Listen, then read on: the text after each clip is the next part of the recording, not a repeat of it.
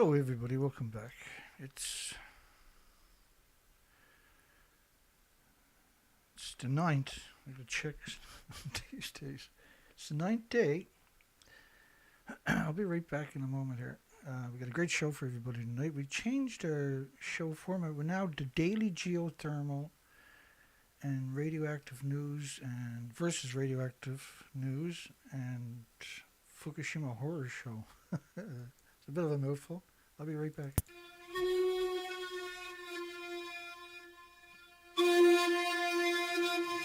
Dr. Sternglass knew the risk. A silent war, invisible twist. From the fallout clouds to the gamma rays, he saw the truth in a poisoned haze. They laughed him off, they turned away, but the radiation never fades away.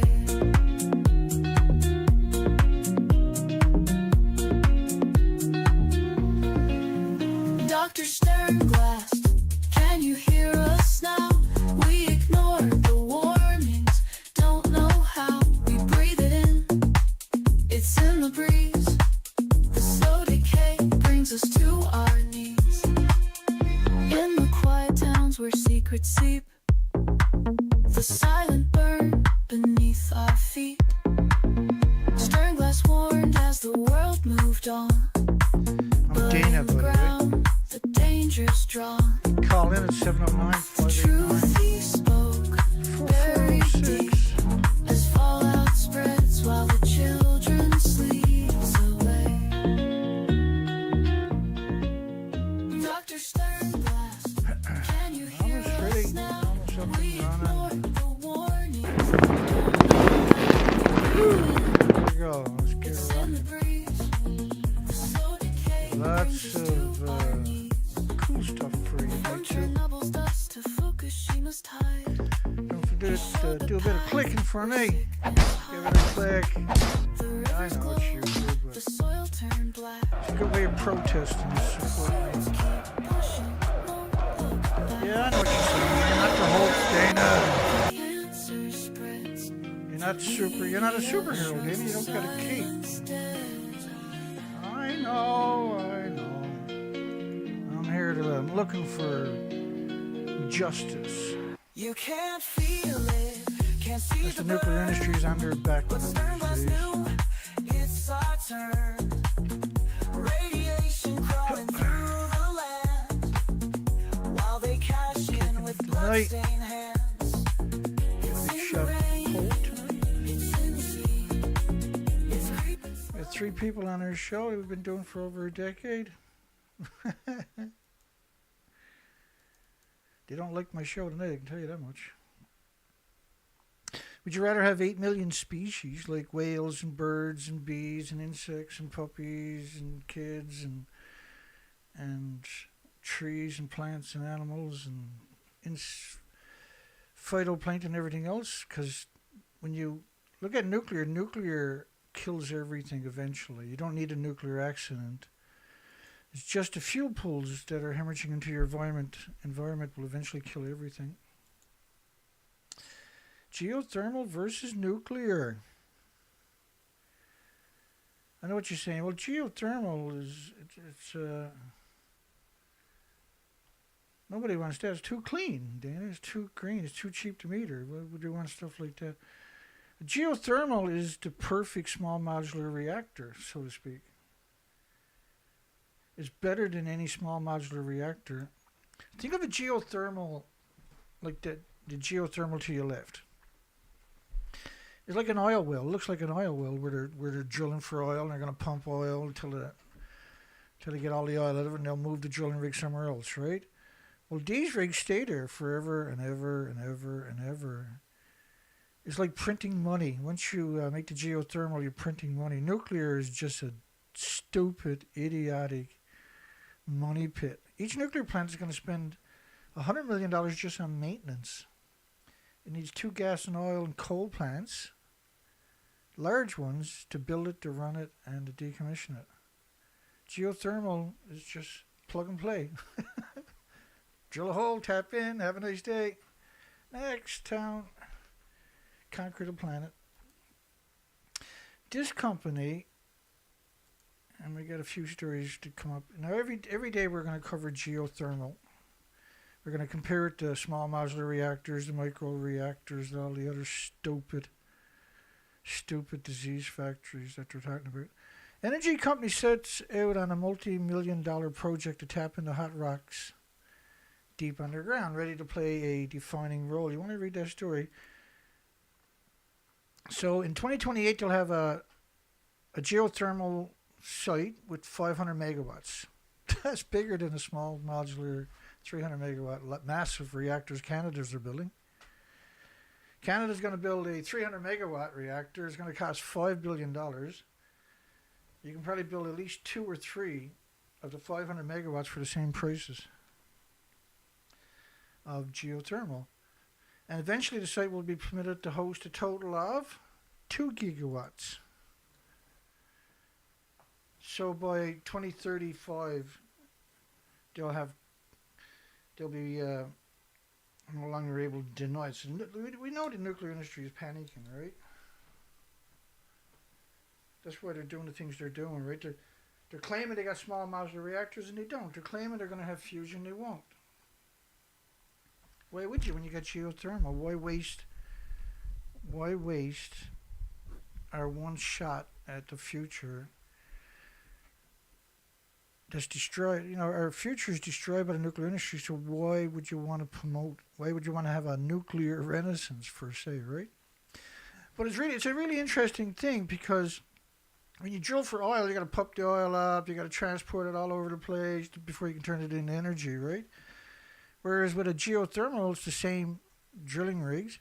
You tap into hot water, and now you're just rolling in the money all day long, baby. You don't need thousands of people working there every day,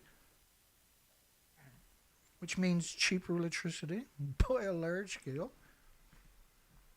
You don't have to store the waste for 1 billion years.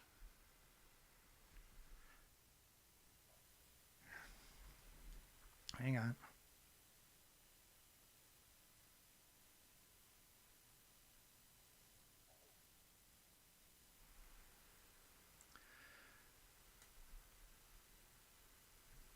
What I got to do is start singing about a half an hour before the show and get my vocals warmed up. Just got to make sure all the neighbors got their windows and doors closed.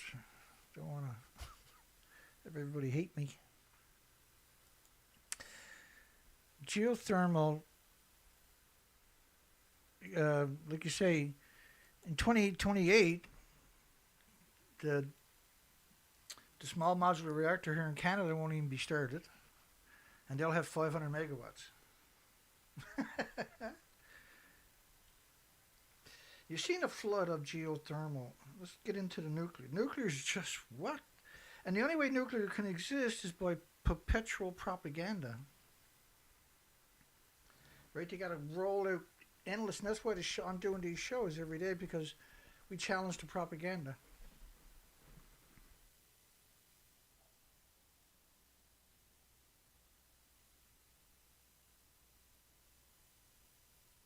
We challenge the propaganda. Nuclear site workers are parking on a road in the United Kingdom. For 17 years, they'll be parking on the road to try to come up with a few gigawatts. Geothermal here will have it up and running in just a few years. Back to this story. Nuclear is BBC. The most untrustworthy site on the planet, besides CBC here in Canada. And victims living near the construction site of a new disease factory have said they are frustrated with the amount of workers parking on residential streets. Yeah, most of that, they're making so much money because the industry's desperate. And literally anybody who works in the nuclear industry, there's something. They need an attitude adjustment at some point, or they'll never be part of humanity. EDF, the French government, and Hinkley, which has been poisoning people for over 60 years, the site is surrounded by farms, told the BBC, because the fuel pools are hemorrhaging radiation, there's no containment. Once you take the fuel out of the reactor core, she's still splitting atoms. Where do you think that stuff is going? 80 years of that is called global warming, right? Pulsing energy at the speed of light every second and never goes away. What do you think is going to happen after 80 years of producing that stuff? At the site side, a code of conduct that forbids fly parking nearby towns. This is where you just park wherever you want. And patrols are regularly carried out on local streets in search of workers' cars. Well, why don't the nuclear disease factory provide some friggin' parking? That like they cut corners so they can steal the money, basically. Is Hinkley Point? I don't know. Does Hinkley Point even start? I can't remember. It doesn't matter. Why is every nuclear power plant surrounded by farms? What's up with that? You see the tall, skinny stacks in the background? With the red stripes, white stripes? It's the farmland. Well, that's the fuel pool emissions, and they're incinerated for nuclear stuff on that site. They're legally, every nuclear plant has incinerators. Geothermal survives in a big, beautiful budget bill, but hurdles remain. Well, Trump promised 90 gigawatts of geothermal in the first couple of days he was in office. Not as an election promise, but when he was elected. I thought he signed, because he was, at that point, the first week or something, he was signing bills, right? I thought he signed a bill for 90 gigawatts, which is more than their nuclear in the country right now. So, like, when you look at, let me show you something.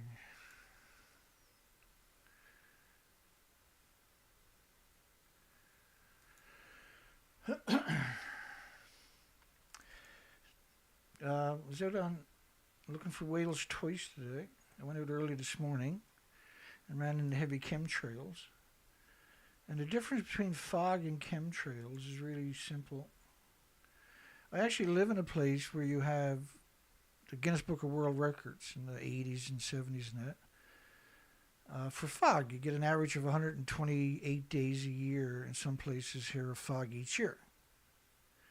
Now, as a kid growing up on the ocean, we had no automobiles. And when I was really young, my job was I had eagle eyes because you're a little kid, right? And so, because you have so much fog, you're looking for your watch buoy on the ocean. You're completely surrounded by fog, and you didn't have sounders, you didn't have radars back then, right? You had an alarm clock and a compass, and in your guesstimates, you understood how big the moon was, you knew how strong the tides were going to be, and you would make your estimate that you were at your spot. And now I would get on the roof and look for what we call a watch buoy, the buoy we left in the water, the float, the marker. We call it a buoy where we're talking, but it's a marker for your fishing gear. And I got seasick. It's written into the logbooks and submitted to fisheries my whole life. So there's an actual record of me being seasick my whole life on the ocean when I was young. And so they used to make, we'd be going out in the harbor and other fishermen would call up Dad on CB radio. Didn't have VHF radios back then. We'd call him up on the CB radio before he got out of range and say, is Dana seasick yet? Because that would depend on how rough it was going to be out there that day. They would judge it. Oh, yeah, he was seasick before he got clear of the wharf. That means you got a really rough day. And I really got sick, and I still done my job. And my job was brutal, trust me. And you leave here at 3:30 every morning. You head out on the ocean. And you'd be looking for that buoy because you wanted to find that marker, get the gear aboard the boat, and get back in. So the quicker you found it, the quicker you got back to the wharf. And I would kiss the wharf every day. And Dad would put it in the logbook. Dana kissed the disgusting maggot-filled wharf again today. Because in those days you were pitchforking the fish up onto the wharf, right? And we didn't have the hygiene for the wharfs back then. That's another story I should bring up someday. How that came about. Just bear with me here. My life is complicated.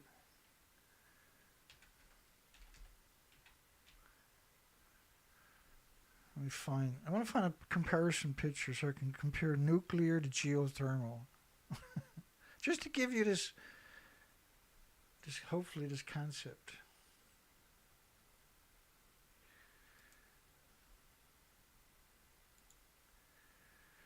Might get lucky this time. I think I got lucky that time. The computer got a better memory than I do. Oh, ooh, oh. The whole story of nuclear is just, it's like a never-ending, how the hell do we ever, under any circumstances, end up in a position where nuclear was an option on this planet? There should be just 1,000 forensic investigative journalists looking back into the legacy of this industry and prosecuting those people for crimes against humanity.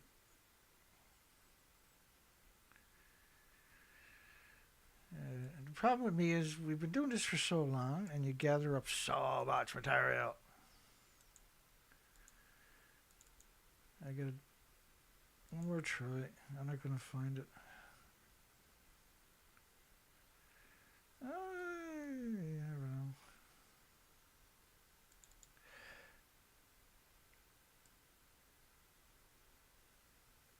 It's important, but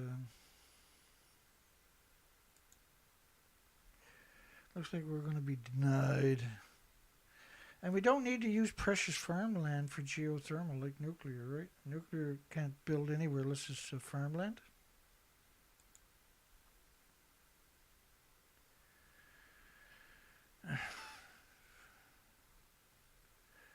It's incredible that I can't find that.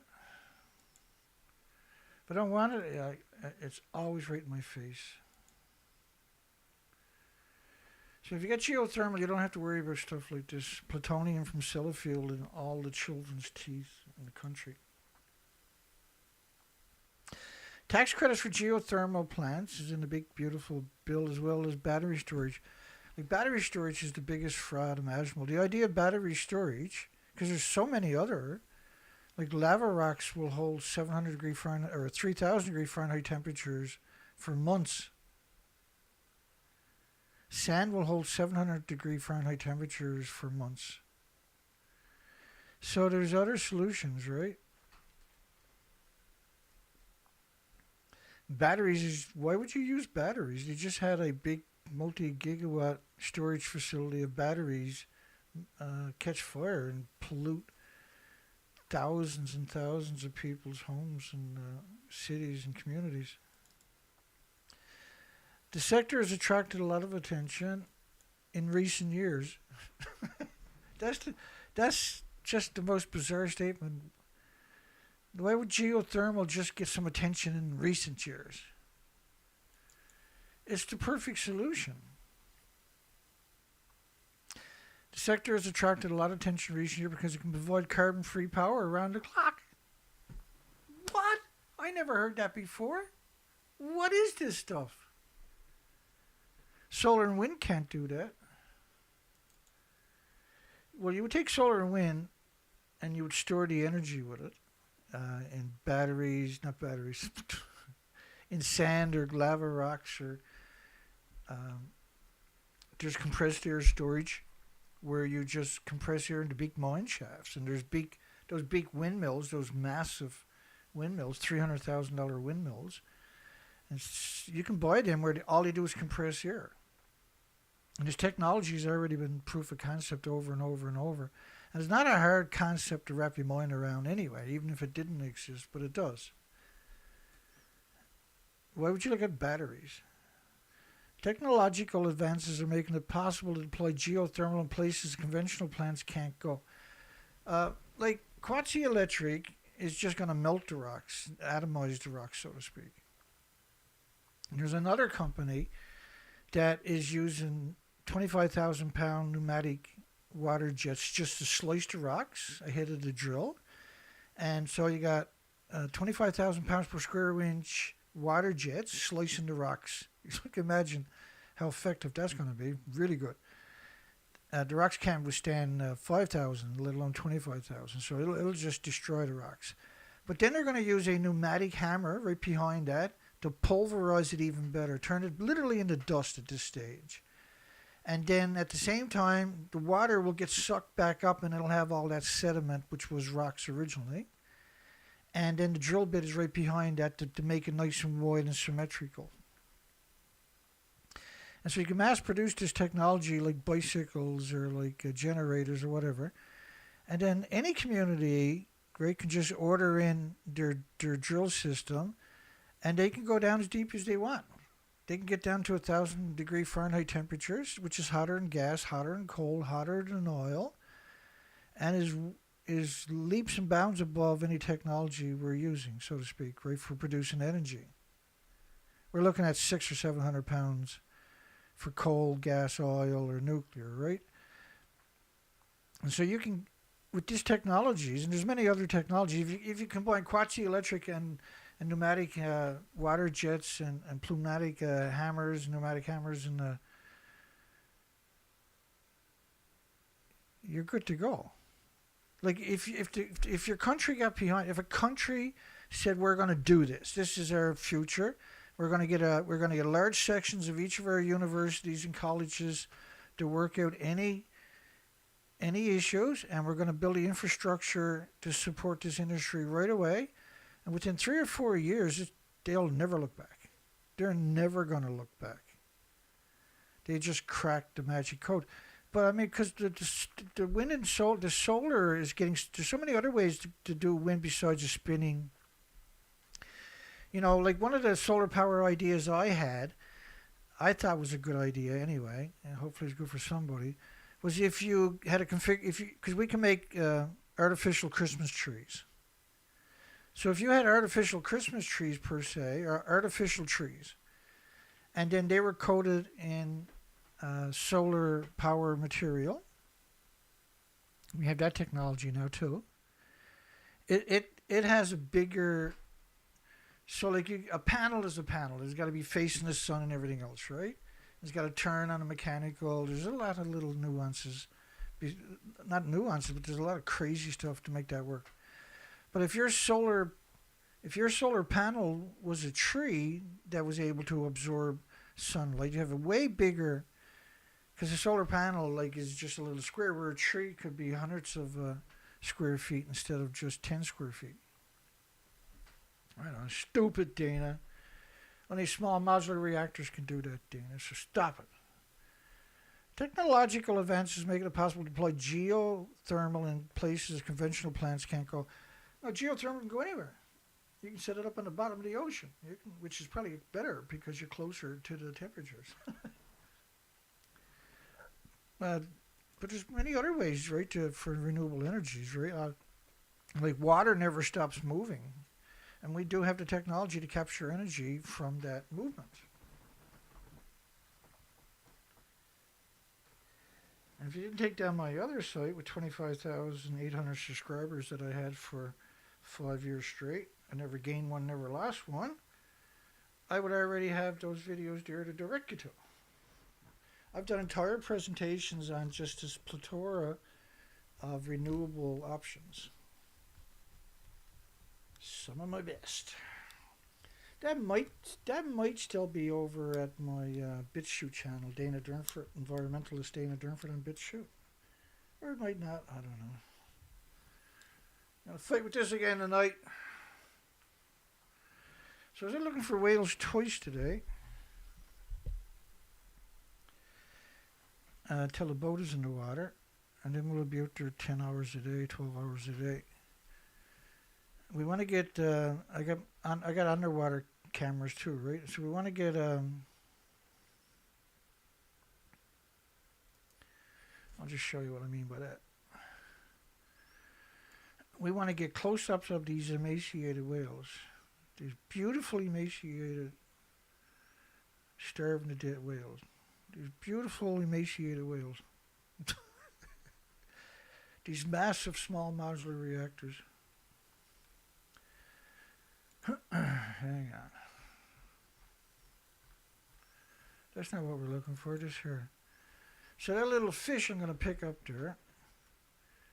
I'm trying to work 2 drones, one flying and one in the water. I had a drone out with me again today, but I couldn't find a whale.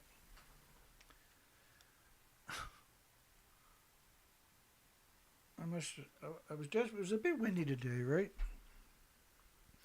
So the idea is send out the airborne drone as soon as I see the whale and get up close to it, shut everything down, shut off the sonar, and then drop the fish in. And then the fish, I hope that's a 4K, right? I get some really clean underwater. The water is crystal clear. The ocean is. It's not supposed to be crystal clear. It's supposed to be dirty looking because you're supposed to have all the phytoplankton. Well, the ocean should be all of these species to your left, which are now exterminated, are supposed to be laying eggs right at the one time. So all the species to your left, this is what's like out there now. All the species, there was a Pacific Ocean for 6 years doing this research looking for the species. They were missing, so we went back for 5 more years to see if they recovered to your left. Your left didn't recover. And so all of those species to your left were milking and sperms and laying their eggs and babies. You're talking about thousands of species. And so the ocean would be very dirty for many months. And when I was working as a commercial diver, at this moment here, say in July and June and that, you could barely see your hand in front of you because the ocean was this soup of life. There'd be all these little tiny creatures you can physically see. And there was many you couldn't see because they were so small. But you can see, there was just this soup of life. It was amazing. And, I don't know how many times I had hundreds of eagles diving into the water above me and other birds. But the eagles, because they were so big, the silhouettes from underwater were very definitive. And that was like earlier in the spring or later in the fall, you would see the eagles feeding on salmon, and there'd be like millions of salmon going past you as you're working under the ocean. And it was just amazing. Every time you look up, you would see 2, 3, 4 eagles and other birds grabbing salmon, right? It was pretty amazing. And you worked in that, and the tenders who were working on the deck used to lose their minds every day. They said their families would never understand how amazing that was. Because I lived in that environment. I used to have to go on that beach to your left, and I would wait for high tide, right? Because I'm not going to walk on all of these species to put my beach line on a tree or a rock. I would wait for high tide because you would drop your anchor, and then at high tide you would back up towards the shore and you would send somebody into the little Zodiac, or I used to love going ashore anyway and hiking in my spare time, because you're diving 6 hours a day, right? That's 2 marathons on the human body every day. You got to keep your legs in shape. You got to keep your legs in shape. And people forget it was only 5 years ago.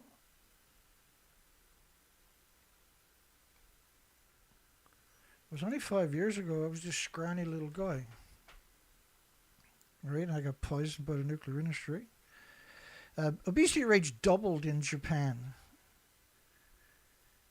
in the first year, and Japan declares that as a marker of radioactive brain damage. But we're going to have the old beauty back on the water tomorrow or the next day. She'll be back out there on the ocean doing our thing. We're looking for whales and birds and insects. And just because I'm not healthy no more, I'm after having 7 stents put in, so I'm pretty fragile, I think is the appropriate way to describe me.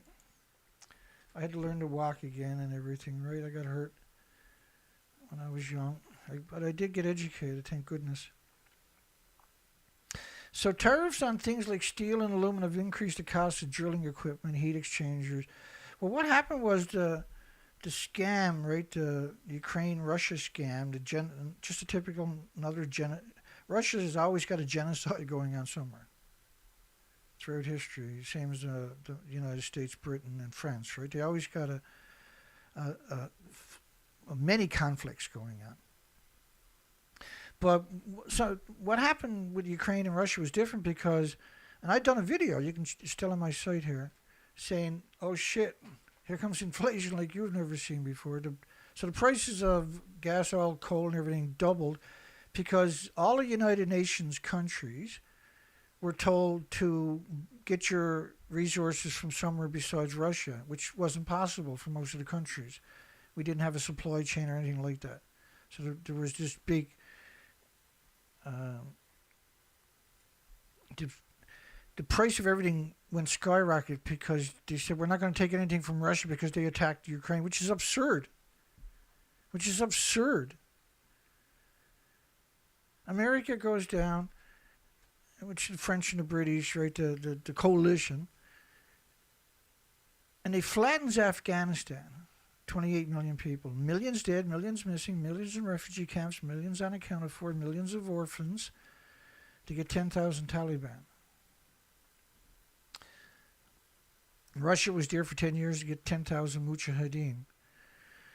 Then the coalition, United States, mostly United States, UK, France, had the military might, right? Canada was there, Australia was there, New Zealand was sending their military army, etc., etc. Coalition. So then they went over to Iraq, millions dead, millions missing, millions in refugee camps, millions unaccounted for, millions of orphans to get 10,000 Taliban. So then Libya, the millions, and Syria, 7 million people were literally shipped out of the country into your countries. You went and wrecked their country, shipped them in your country, and now they hate your guts in your own country. We've never seen that before. But you got millions dead, millions missing, millions in refugee camps, millions unaccounted for, millions of orphans, to get the remainder of the Taliban, which is now turned into ISIS. So now there was 10,000 ISIL. And then they done the same thing in Africa to get, which around 400 ISIL went over to Pakistan and India, where there was just a couple of years, they had 22,000 drone strikes to get the 400 Taliban that was hid away somewhere, they thought. All he managed to do was blow up weddings and funerals. So then he went to Africa, where there was 10,000 Boko Haram, which was a spin-off from the 400 original Taliban. They broke up into different groups and went over and they formed ISIL, and then it became 10,000 ISIL. They formed Boko Haram, it became 10,000 Boko Haram. There's millions dead, millions missing, millions in refugee camps, millions unaccounted for, millions of orphans to get to 10,000 Boko Haram, which were all the legacy of the 10,000 Mujahideen slash Taliban slash ISIL slash Boko Haram, and whoever now the newest boogeyman that they created of 10. It was always 10,000 was what I thought was really interesting. Why was it always 10,000? Right? 10,000 Hamas, 10,000 Taliban, 10,000 Mujahideen, 10,000 ISIL, 10,000 Boko Harams. And that was used as justification to, I mean, they fired 5.5 million rounds of a month. The soldiers did, not counting the heavy ordnance, the munitions, and everything else.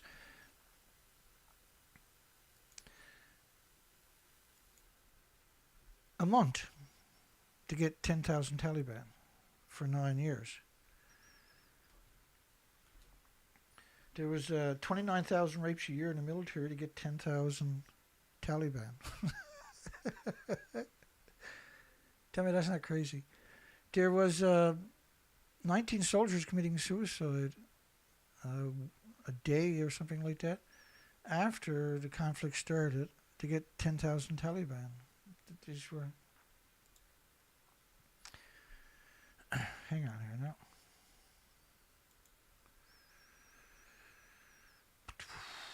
What am I looking for? Oh, yeah.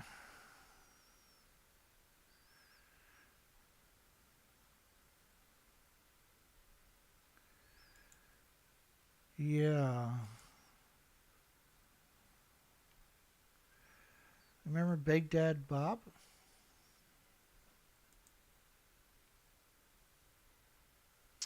Just bear with me, please. It won't take me long to find what I'm looking for. It's worth your time. It was a video I made Probably 15 years ago, maybe, or something. Short video.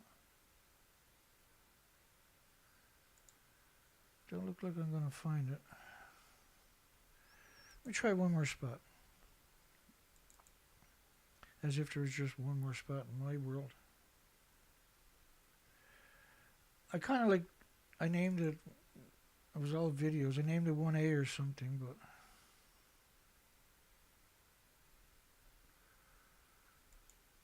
so that I could find it. Now I can't find it. One more try. I really gotta spend a couple of weeks and just relabel everything and write everything down.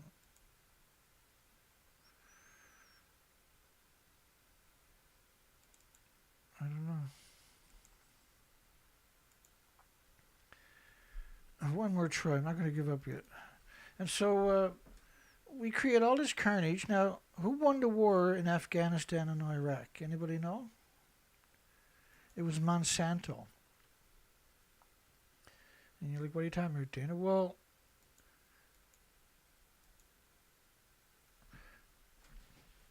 Afghanistan and Iraq wasn't allowed to grow their own crops for 20 years after the war was declared over. They weren't allowed to use their own seeds. They had to buy Monsanto seeds. So, which was really weird, eh? Isn't that weird? You have to buy Monsanto seeds. But that's who won the war in Afghanistan and Iraq, was Monsanto.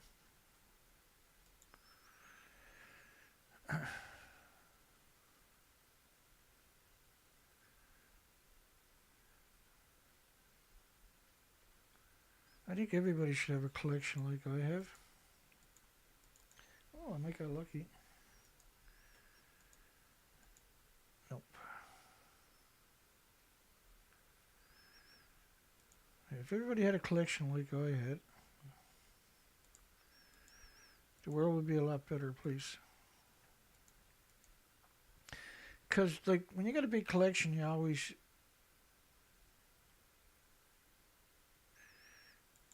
There's so much. Oh. Well, I guess it's one of those nights where I don't win the battle.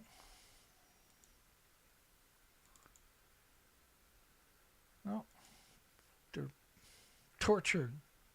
Isn't there anything worse than wanting to...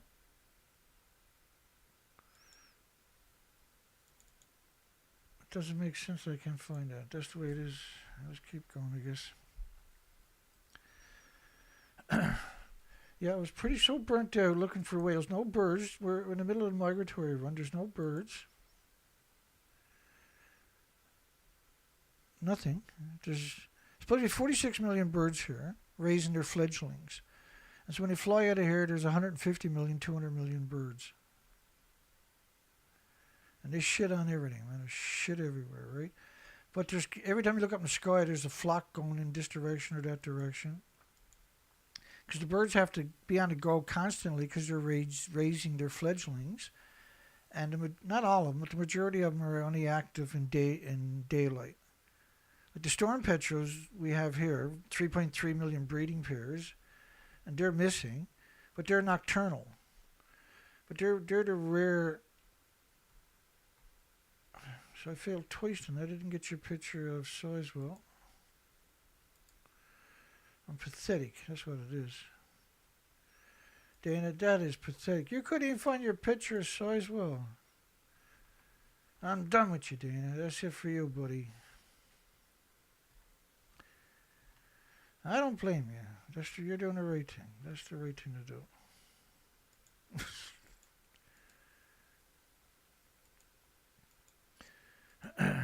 Now my brain wants to find that. I gave up on the one I was just looking for. I just might put it in the search engine here in a second. Just one of those nights where, like, out looking for whales today. I was in a truck this morning. The truck's working good because it's almost 2.5 hours welding in that yesterday.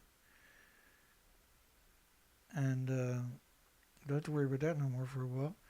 And then I went out on the bike in the afternoon because the bike's really cheap, right? And you can cut down on all these little tiny places and get right down to the ocean. What I was looking for was the vantage points and just sit there scanning, looking for whales. And so there's nothing more boring than looking for something that's not there. You want to get pictures of these emaciated whales. Okay, here we go. There you go. I won that battle. Yeah, but it took you 10 fucking minutes, Dana. I know, but I won it. So there's nuclear, and there's geothermal. That's carbon free, by the way. That's net zero. Net zero. It's carbon free. Can't you tell? Like, this doesn't do it justice how big the site is. About half of it. Versus geothermal. Which is the better technology?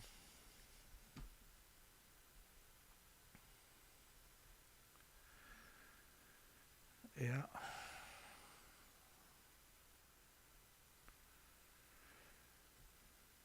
No mosquitoes, that's right. No fish. There was nothing jumping in the ponds as I'm going past all the ponds. And geothermal or carbon free? What do you want? What's better? Geothermal, dirty geothermal, or carbon free?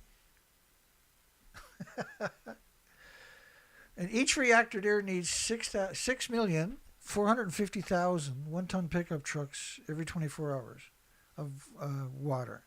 So each pickup truck has 1,000 liters, a ton of water.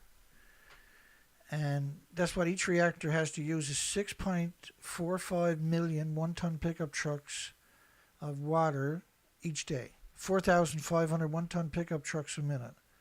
75 one-ton pickup trucks every second of water. Because it's carbon free, Dana. And each glass of that water, by the way, each glass of the water is 1 billion creatures. If that's not a slaughter machine, slaughter bot, what is? But the best small modular reactor competition is geothermal. Drill a hole and go hook her up and go back home and go to bed out of it and forget about it for 50 years, come back, build a new one, recycle everything there and build another one 50 years later. Rinse and repeat every 50 years.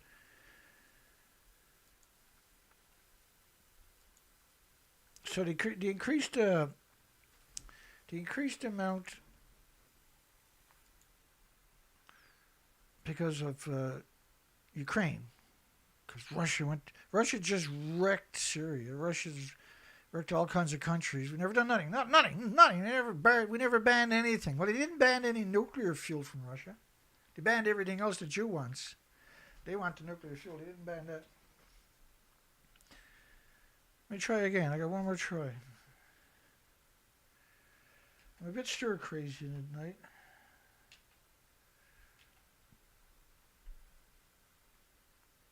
Because I desperately want to get the boat in the water. We got enough for one part for the start motor. Oh, done it again. Hang on, I'm going to get it this time. I'm not giving up. I'm not giving up yet. There we go. I'll get it this time. I'm busted up. I apologize.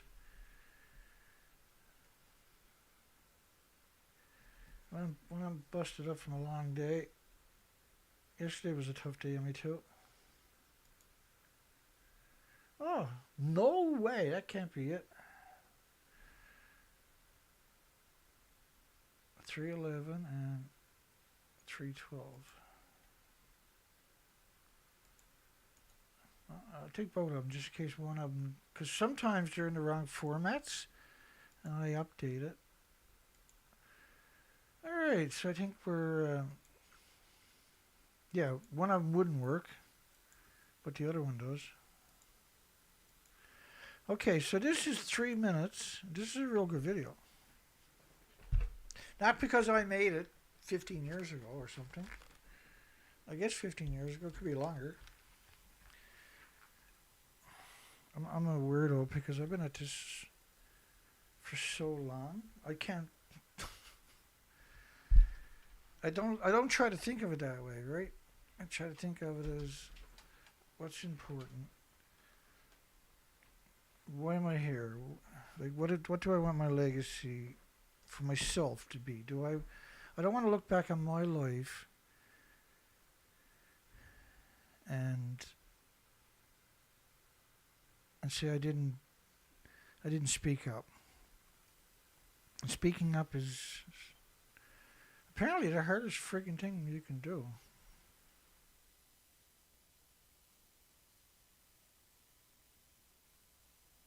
I'm going to adjust the volume for you after it starts.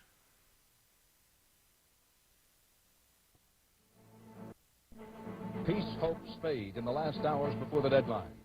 Everybody in the world watched the moment approach with a kind of dread. It was time for the ground troops to liberate Kuwait. We don't know if President Bush read his horoscope on deadline day.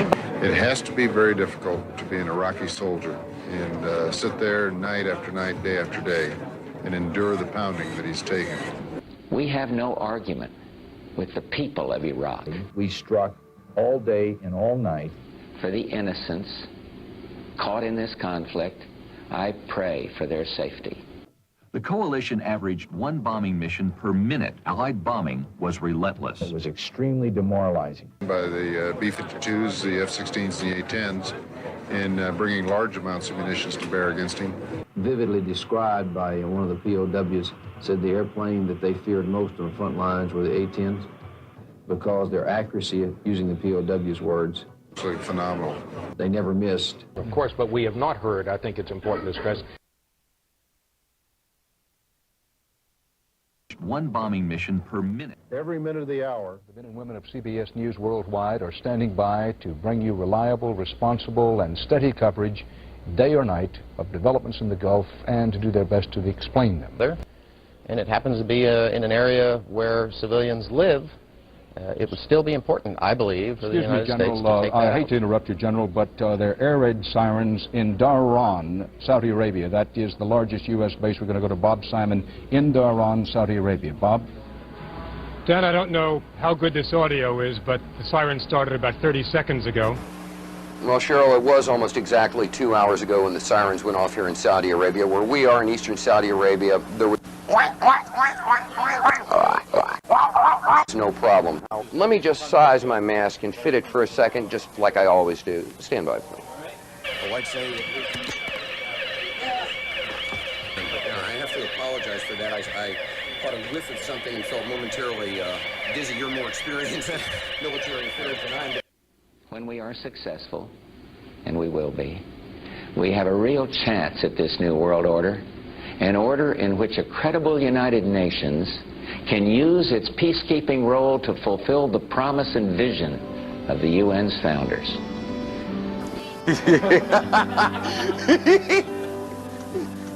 Oh, I love this country so much. You guys just don't have a clue. Good night, Charles. Good night, Dan. Good night, Leslie. Night, gentlemen. Night, Ben. Good night, Mama. Good night, Daddy.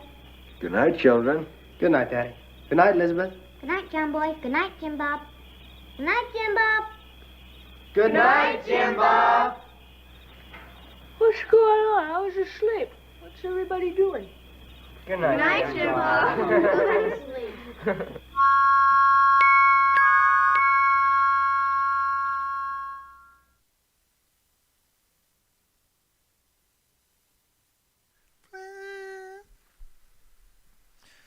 So to get 10,000 ISIL, here's what they've done to Syria.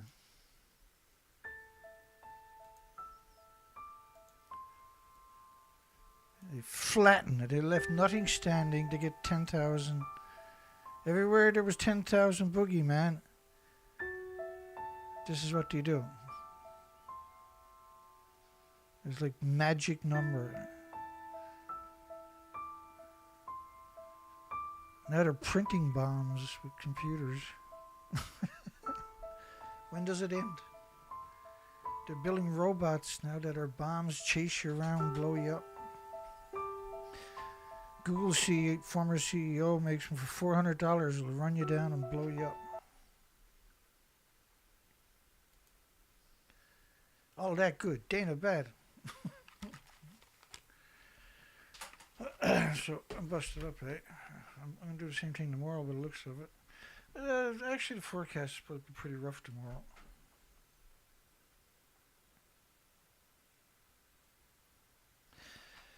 Let's keep going here. Never made it to the first story yet, second story yet. The startup Fervo Energy completed America's first enhanced geothermal system in 2023, a 3.5 megawatt pilot project in Nevada. Backed by Google, now the Houston-based company is building the world's first large-scale enhanced geothermal plant in Utah high desert. They raised hundreds of millions. This is very unusual for geothermal. To drill dozens of wells for the 500 megawatt Cape Station. So that, like, you just take like an acre and you drill wells all over the site, and then you hook up all your water. Oh my God, it's dirty water, Dana. Yeah, but it's recirculating over and over and over for 50 years. Did I mention the nuclear reactor needs 6.5 million one-ton pickup trucks of water every 24 hours? With the first 100 megawatts slated to start delivering power by 2026, next year. Geothermal can't deliver 100 megawatts of power. But guess what? Geothermal can do it and is doing it. Is going to do it again. In June, a startup, brand new, right off the... They got 100 startups for small modular reactors. You got 100 startups for fusion. None of them producing anything. Anything geothermal startup, they're producing power within a year or two if they raise a bit of money. XGS Energy announced plans to build 150 megawatt next generation geothermal in New Mexico. Last year, Sage Geosystems is going to build a 150 megawatt geothermal plant. Well, if you got two of them, then that's more power than a small modular reactor could produce, if it could ever produce it, which so far it hasn't been able to produce in the Rocky Mountains. Geothermal heat pumps. Like anybody, you can buy a heat pump for your house for about $1,000. Right, just the conventional heat pumps, right? That not underground. They're just what they call exchangers. They're outside your house, look like a big fan on the side of your house. And you can use it as an air conditioning and a supplemented heating. So it'll maintain the temperature in your house. In the middle of winter and summer, it'll maintain the coolness of your house again. So if you put one, they're very easy to set up. They're very cheap now because they're mass producing them, right? That's kind of a geothermal system. But you can build a system, buy a system now where you're just 200 feet down into the ground, right? It'll do the same thing basically. It'll cut your electricity bill by 3/4. It's going to pay for itself quite quick, clearly, right? And it's a very sensible technology. It's only getting better. If we put some effort and time into it, imagine what we can do. We're not really trying to refine it. We're just, oh, well, that works. Let's use that. But when it comes to any other technology, we would go right down the rabbit hole and refine it. But we're not doing that when it comes to geothermal.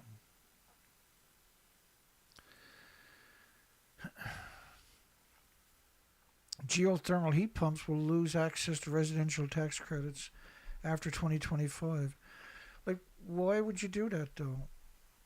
Because they're saying, well, the big problem is we need power, so why not give tax credits to the people that are just going to pay right back into the system anyway?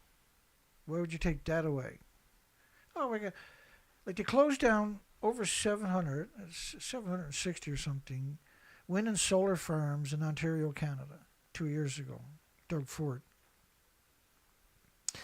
And there was $5 billion there for storage, for renewables. And they gave that money to Bruce Power Nuclear Plant, and they're going to spend it on storage for a nuclear power plant. But if you took the $5 billion and gave it to the 760 small wind and solar farms, they would have 24-hour power. You would have 700 24-hour power. And Canada is pretty reasonable. Canada's pretty privileged. Right? We're very privileged. We have a lot of space, a lot of fresh water. We have kind of climate. But we're a very privileged country, right? We can drive across Canada, police, it's highly unlikely they're going to pull you over. You're not worried about violence per se, unless you're in the big cities where there's just a lot of criminal activity, of course, right? But out in most of the country, you're not worried about it at all.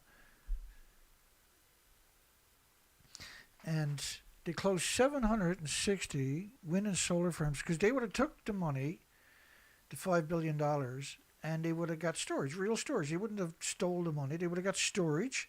They would have 760 24-hour renewable power sources. Do you think the nuclear industry will last more than a year or two with that happening? That would explode across the country, right?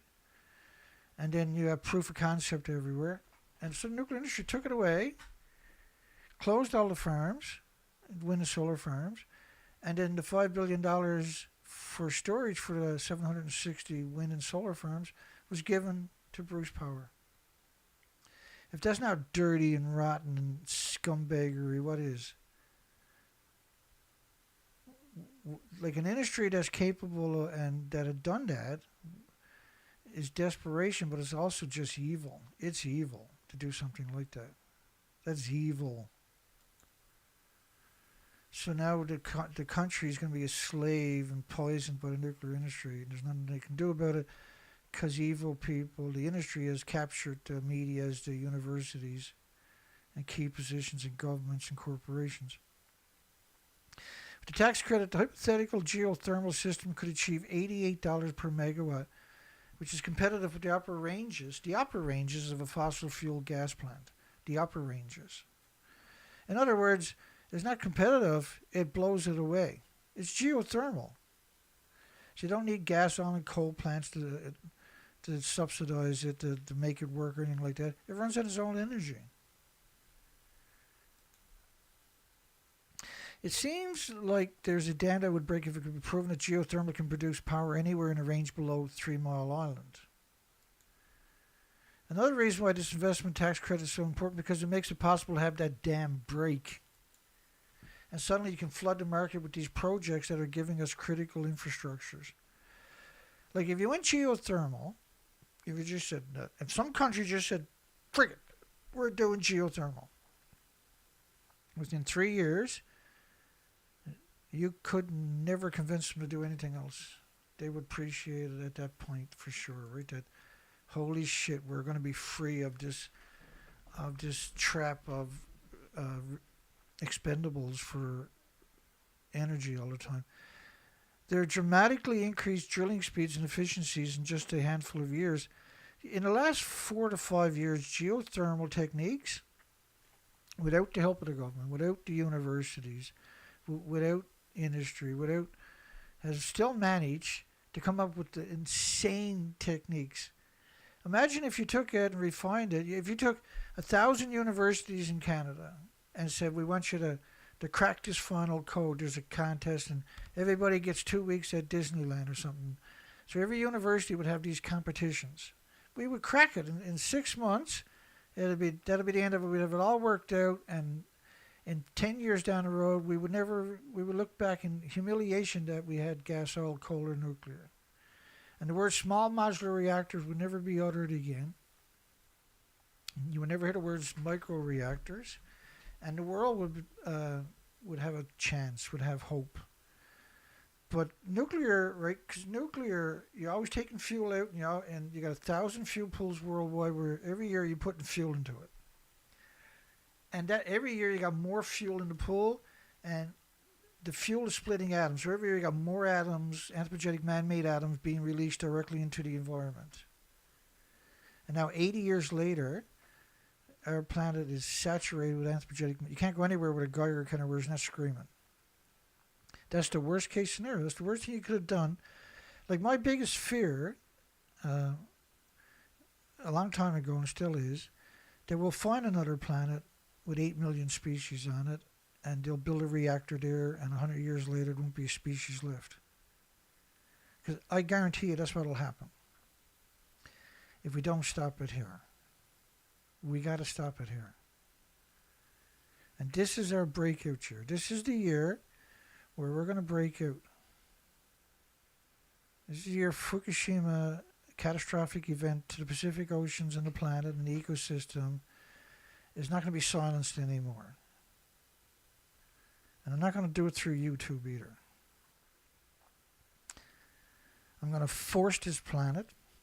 I'm going to get out there and I'm going to have myself incredibly exposed to the vicious, disgusting lying machine that is going to eviscerate me, but my words will stand true.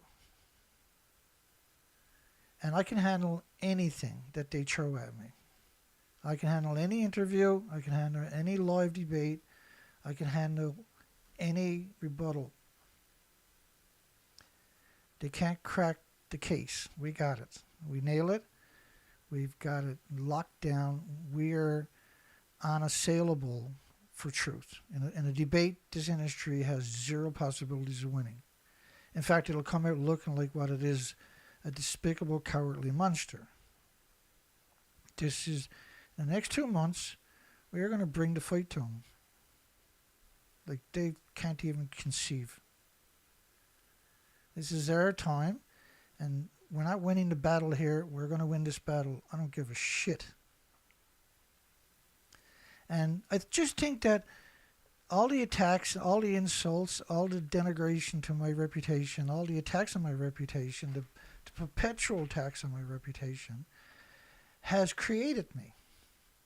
The industry created me, and we said this many times, many years ago. This industry created me by attacking me. I'm not a bad person. And they can tell all the lies they want. That don't mean anything to me. I couldn't care less. I'm not a bad person. And when my voice is finally heard on this fucking planet, they'll agree with me. And this is not hard to learn. And so until I see millions of people coming out bludgeoning the nuclear industry every day, I'm not slowing down. And I am going to see that through. Because we have the reality. We have reality. We deal with reality. We don't tell lies all day to get our way. We don't tell lies all day to manipulate everybody and destroy the future of humanity and the species. And we don't have that. We don't live that world. We're not that. That's not our world. They can't lie their way out of the truth when I bring it to their faces. And I'm expecting them to push back. I'm expecting all kinds of stuff from this industry. I know they're not going to take it. And they got 1,000 public relation firms ready to crush me. And I'm pretty sure they'll do a great job. But they won't stop me. And that's the one thing the industry wasn't prepared for, was somebody that you created me by doing what you've done to me over the last 23 years. By constantly attacking me, constantly trying to destroy me, defund me, and everything else. You created me. And there'll be millions just like me coming looking for you in the near future. I can tell you that much. You're not getting away with it. You got away. You're exterminating the planet, yes, but you're not going to get away with it. The world, when they say climate change, they're going to say that's because of the nuclear industry of 80 years of emissions. That's what you're going to hear.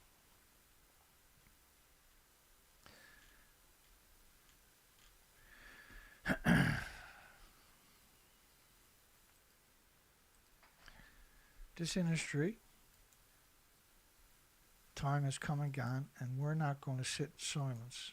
And when this planet wakes up and roars, this industry is going to go into their closets and suck on their fucking thumbs with the lights off for the rest of their lives.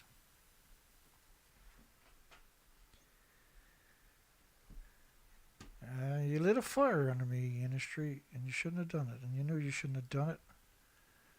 And you think just because you're in a position right now that that's always going to be that way. You are wrong. You need to come over to the winning side. You need to get out there and tell the world what the nuclear industry has been doing. Because you're going to be held accountable too. Well, that's all I got for everybody tonight, unfortunately. I was out looking for whales and birds twice today and insects, and I didn't find any. In the biggest migratory run on the entire planet. And I can't forgive that. I just can't forgive them for doing that. I am thinking about having a fundraiser tomorrow night, because we still got to get fuel for the boat. We still got to get mortgage fee, slip fees, where you got to pay for a couple of months of using because you can't get the boat in the water unless you pay $60, $70, $80, $90 a year for each site. And you can't just be regulated to one site. You got to fuel the truck to drag it back and forth. It burns stupid amount of fuel. We got the truck now is back into running shape. I'm just humiliated that the world, the academic community, sat in silence for the last 14 years and let the industry get away with what they got away with. It's unbelievable. It's unconscionable that the academic community set silence. I'll give you an example of what I mean by that. This is I made this picture 13 years ago. Oh, I'm sorry, 10 years ago. There wasn't a nuclear scientist on the planet, when he watched these videos, knew they weren't on top of that building. There wasn't a nuclear student on the entire planet watching the videos behind me. And that was just some of them. That's not all of the media that pretended they were in Fukushima Reactor 4 fuel pool, which would be 150 feet above the stump of a nuclear meltdown, no less. 8 reactor cores are missing from the top of that building where they're claiming there too. There wasn't a single Union of Unconcerned Scientists, Beyond Nuclear, Helen Callicott, Arnie Gunnison, Christopher Busby, you name it. There was none of these so-called people that are being turned to for the anti-nuclear that acknowledged that they were not on top of the building, that didn't exist. Helen Callicott vehemently denied the people behind me were not on top of it. I'll play the clip for you. And it's really something. Helen Callicott actually has 14 plus books, anti-nuclear books. And she was actually asked, I'll play the video for you, it's self-explanatory. Were they really on top of reactor 4? It was the only instance we know is where these people were challenged. There we go.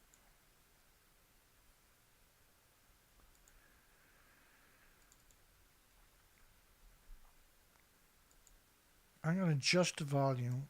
Now, you see where it says Helen Callicott? That's where the video. Here's what she's going to say the reactor looks like that. That they cleaned it all up, and it does look like that. But it doesn't work that way. You can't go in and do something like that.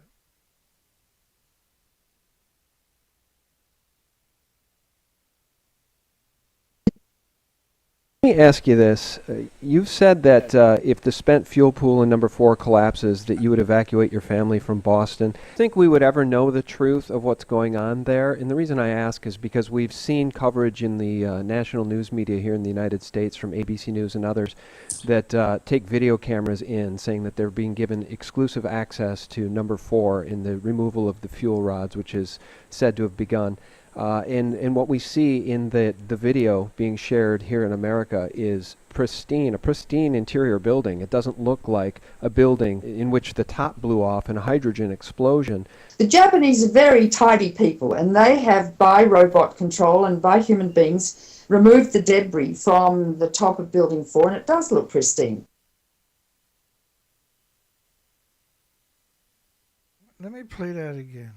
She's saying they have by robots, by the way, are humans. They can't work in that environment. And exclusive access to number 4 in the removal of the fuel rods, which is said to have begun. So he's asking her, does it look like the one to the right or does it look like the one to your left? And she said it does look like the one to the left, which was a 19-story, 65-meter, 190-foot tall building.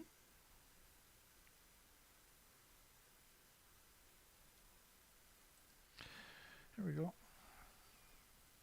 And what we see in the video being shared here in America is a pristine interior building. It doesn't look like a building in which the top blew off in a hydrogen explosion. The Japanese are very tidy people, and they have, by robot control and by human beings, removed the debris from the top of Building 4, and it does look pristine. But it doesn't work that way. It's not debris. It's nuclear meltdowns, for goodness sakes. Hang on. After 4. This is the great scam artist himself, Arnie Gunnarsson. So, does it look like the building to your left? I put the pictures behind him, right? The little frame he's in is his original video. Now, the division I ran built nuclear fuel racks for boiling water reactors exactly like Fukushima. He built the racks for the fuel assemblies, which is the reactor cores, for the fuel pools, for 70 identical reactors in the United States. So if he doesn't know that, when you look at the picture to the right, if he doesn't know the fuel pool doesn't exist anymore, who would? And Unit 4 has always been my biggest concern. Unit 4 was always his biggest concern, but look at Unit 4 to your right. And he was in those stories to your left, right, where the journalists were claiming they were on top of the buildings. He was quoted in those same stories over and over and over. Fear wins. If you watched our website, on the very first week of the accident, I was saying that if Unit 4 were to catch fire, you'd have to evacuate Tokyo. So if the building to the right caught fire, you'd have to evacuate Tokyo. And we see the nuclear industry rolls out these people. You listen to them, they're very, very mellow. They're very calm. They're very articulate. They have a very professional setup. They have their own laboratories. You're like, well, that's a professional, Dana. You're not a professional like that guy, Dana. That's a professional monster. That's a sadistic demon. That's a maniac. That's what that actually is.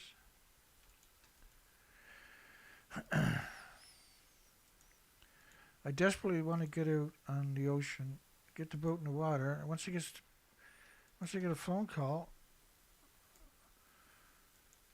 and we gotta get out there in the communities now and tell Fukushima story. We gotta bring the fight. People are gonna laugh at me and attack me, and they're gonna mock me.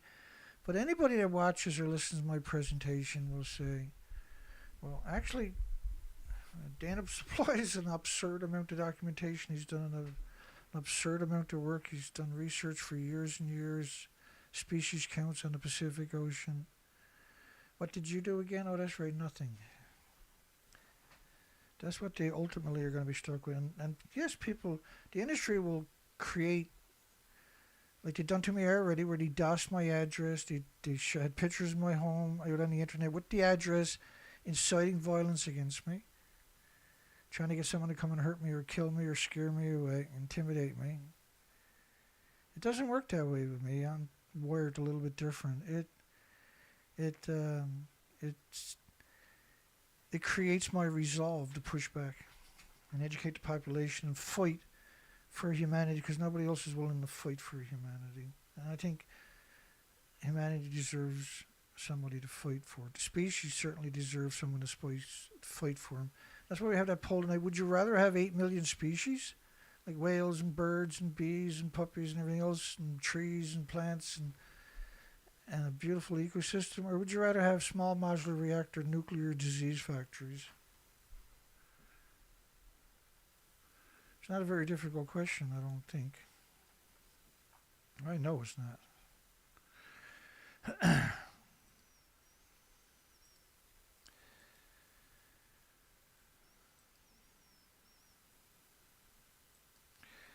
All right, so I'm going to play nuclear exceptionalism, and there's a link to that in that site in the description.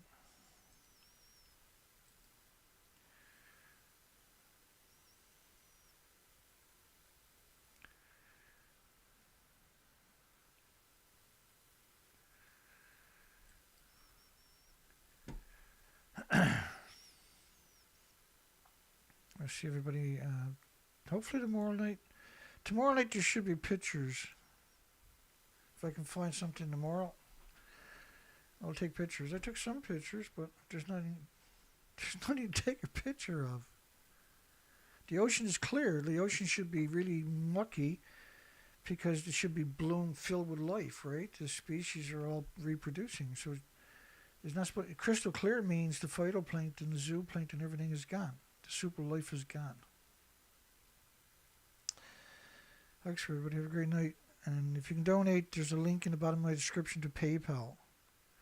You don't need a PayPal account. It'll take just PayPal. Very professional. It'll take literally any card you got. And it's not hard to create a PayPal account either. But the link below is directly to my PayPal account. Take care.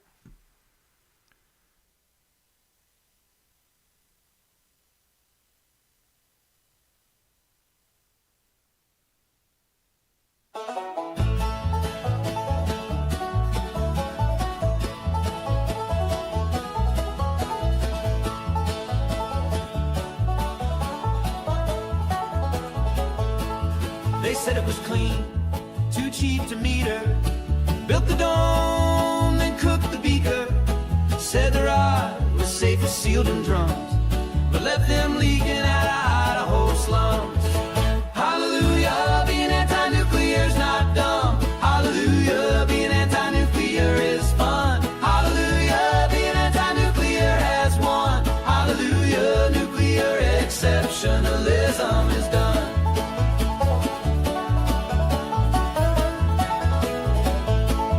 They chase the sun, all fusion proud. Ignore the barrels stacked in clouds. Promise stars in every socket, while curium settled in the market. Hallelujah, being anti-nuclear's not dumb. Hallelujah, being anti-nuclear is fun. Hallelujah, being anti-nuclear has won. Hallelujah, nuclear exceptionalism is done.